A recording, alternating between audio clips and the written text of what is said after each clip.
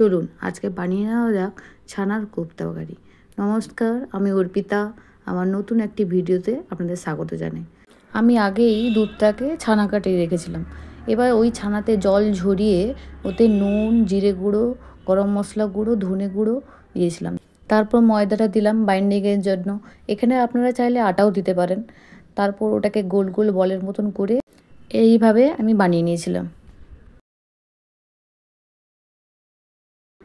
কোপ্তাগুলো বানানো হয়ে গেছে, চলুন এবার একটা পেস্ট বানিয়ে নিই। মিক্সিতে কাজু, চারমগজ, টমেটো আর কাঁচা লঙ্কা দিয়ে পেস্ট বানিয়ে রাখবো। আর বাটিতে হচ্ছে আদা বাটা, হলুদ গুঁড়ো, জিরে গুঁড়ো, ধনে গুঁড়ো, কাশ্মীরি লঙ্কা গুঁড়ো দিয়ে জলে গুলিয়ে রেখে দেবো। তারপর কড়াইতে ওই কোপ্তাগুলোকে ভেজে নেবো। এখানে গ্যাস বাড়িয়ে রাখবেন না, তাহলে হবে কি ভেতরের কাঁচা থেকে যাবে আর ওপরটা পুড়ে যাবে। আর কম আছে আস্তে আস্তে করে ভাজবেন এবং ভাজা হয়ে গেলে তুলে রেখে কড়াইতে তেল দিয়ে তেজপাতা, গোটা গরম মশলা দিয়ে ওই আদার যে জলে গুলিয়ে রেখেছিলাম ওটাকে দিয়ে দেবো। তারপর নাড়িয়ে অল্প তেল ছেড়ে এলে কাজু চারমগজের পেস্টটা দিয়ে দেবো।